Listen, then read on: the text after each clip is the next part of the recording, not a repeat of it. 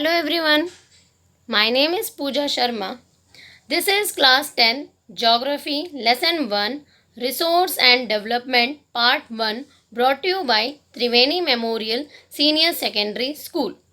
So let's start our chapter with introduction. Everything available in our environment which can be used to satisfy our needs can be termed as resource. So whatsoever the thing is available in our surrounding and which we can use to satisfy our needs, it's called resource. So like land, water, soil, all the living and non-living things are comes in resources. Okay. So some conditions should be followed in these resources, that is technologically accessible, economically feasible and culturally acceptable. Okay, do you know the meaning of these terms? Don't know? Okay, no problem. I will explain you that technologically accessible means if you have some resources, for that resource you want to extract that, for that extraction you need some technology. Do you have that technology? If you have, okay. So second thing we need it, that is economically feasible. That thing that you have that much money that you can extract that resources. If you have that much money, so that is no problem to use that resources. Third thing is cultural acceptable. Cultural acceptable means the thing which you are want to extract, that time if any person is not creating any problem, they are supporting you to extract that resources. So these conditions are thing that we should keep in mind when we are using any resource.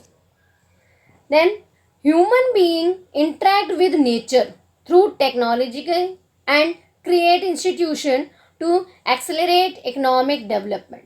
Okay, human being every time interact with the nature, and they are interact with the nature with the help of technology, and when they are using technology they are developing their economy. So human being, resources and development, these three things are going together. So in this chapter we are going to cover some topics, that is first introduction, that is completed. Second is types of resources, in that I will tell you what types of resources we have in our country or land. Third is resource planning.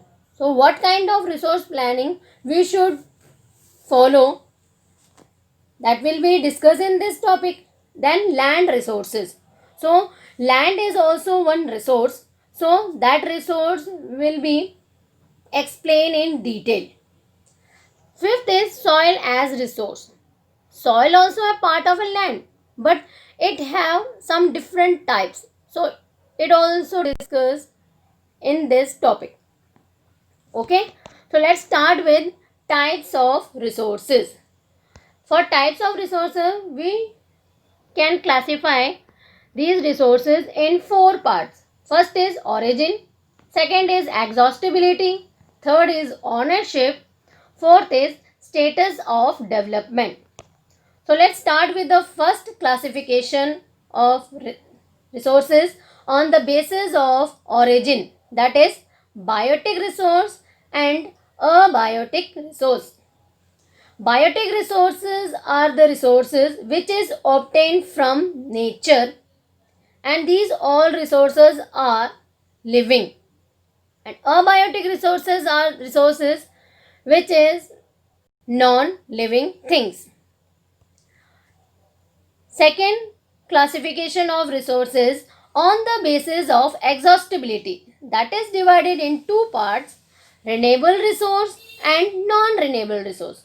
Renewable resources are resources which can be reused again with the help of physical and technologically things. But non-renewable resources are the things or resources which can't reuse again. Third classification of resources is on the basis of ownership, that is divided in four parts. First is individual resources, community resources, national resources, and international resources. Individual resources. Individual resources are belong to a private resources, or it is belong to an individual person. Like you have your car, home, so it is belongs to you only. No one have any authority or right of that thing. So that is comes to individual resource. Next is community resource. Community resource are the resource which is used or enjoyed by community or society person. That is called community resource. Next is national resource. Whatsoever the resources comes in the nation's boundary and 12 nautical miles or 19.2 kilometers from their ocean boundaries are comes to that country's resources. Okay. Then last is international resource. International resource are the resources that is not comes to any country with a 200 nautical miles. At that time, if any country want to use that resources, they want to ask with UNDP. Next is status of development. Status of development are divided in 4 parts.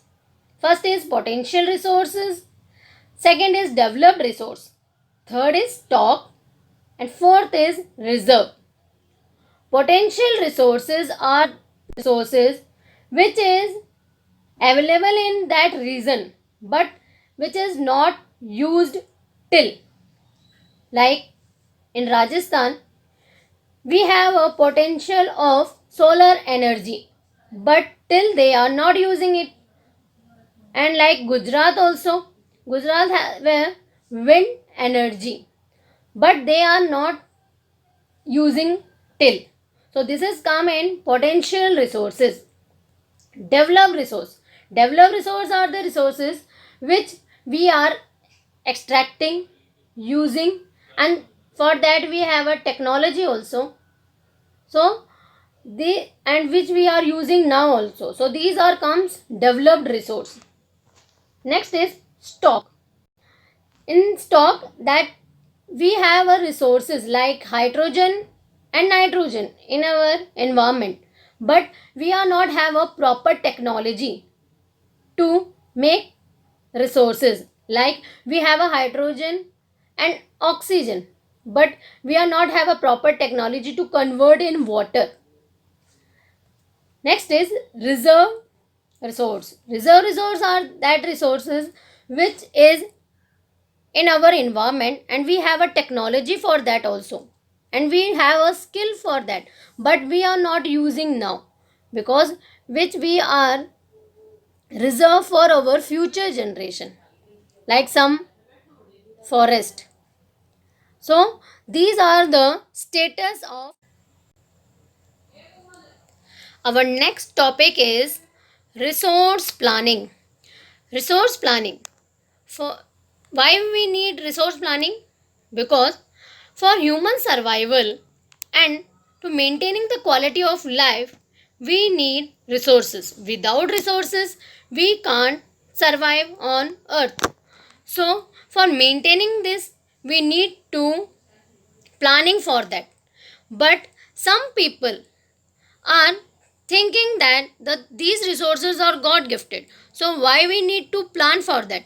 So they are using it in a major level, and that's why now we are facing 3 major problems. That is depletion of resources.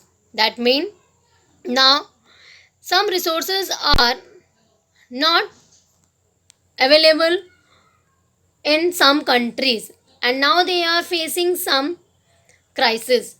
Second is global ecological crisis, that now we can see some resources are used by other country but it will be affected, or that crisis will be affected the other country. Suppose any other country is using the groundwater too much, so that land is not divided by anyone, that ground level water is reduced in other countries also, so it is affected the other countries also. Third is accumulation in few hands, that we can see that resources are now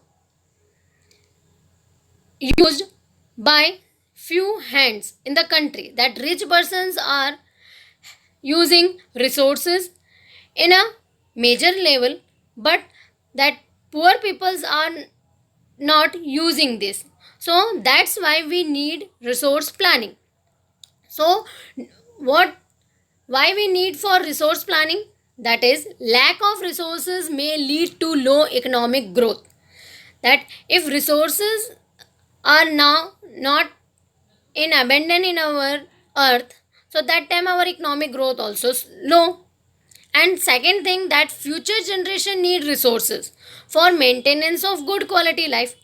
That not mean that some resources is now with us, that will be finished now. That we will use these resources in a sustainable way, that it can be used by our future generation also. Okay, that's why we need resource planning.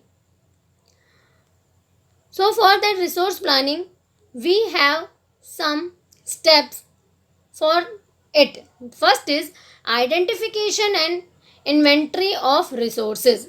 First thing is that we should identify that resources. We should invent that resources, that where it is and how it will be used for us. It is a resource or not. Second is evolving a planning structure, that we have to evaluate is that thing, that it will be more in a nature or not. Sometime we found some things, but it is used in a future or also not. That will be discussed in this term. Third thing, matching the plan with overall national development plan. That means that suppose in Jharkhand they have a iron ore, but when we are talking about Rajasthan, they are not have a iron ore. So that not mean that Jharkhand and other nearby states only use that. That time what we can do, that we are matching the resources, that resources can how can used by other state also, and how it can be helpful for our economic development also. So these three steps should be followed for resource planning. Next is, in the resource planning we need technology. Technology plays a key role in resource development. Without technology, we can't extract the resources, we can't use it in a sustainable way, and we can't save for our future generation. So technology is playing a key role in resource or development. So for that, one statement as given by Gandhiji, that is, there is enough for everybody's need but not for everyone's greed. That means everything is available on earth, but that is satisfy our things. But what is the thing, that our greediness is never end. So whatsoever the thing is on earth or with us, that is not satisfied to us, because we are too much greedy. And now we can see some industries are using or extract the things to get more income. So that's why the same thing is told by Gandhiji. Our next topic is land resource.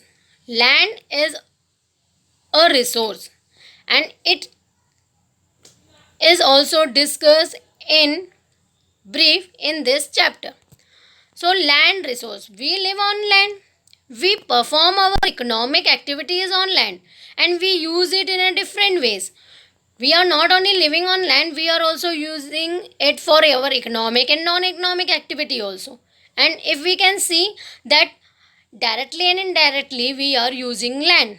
So land is a very important resource. So land is divided in a three parts. One is land is plain, that is 43%, plateaus, that is 27%, and mountains, that is covered 30% in our country. So in that we can see net sown area. What is net sown area? Net sown area is the total area shown with crops in a country. Suppose in Punjab and Arunachal Pradesh, they are doing cultivation. But what we can see that in Punjab, they have 80% more cultivation their land. But in Arunachal Pradesh, they are cultivated their land less than 10%. So how much land we are using to cultivate, that is called net sown area.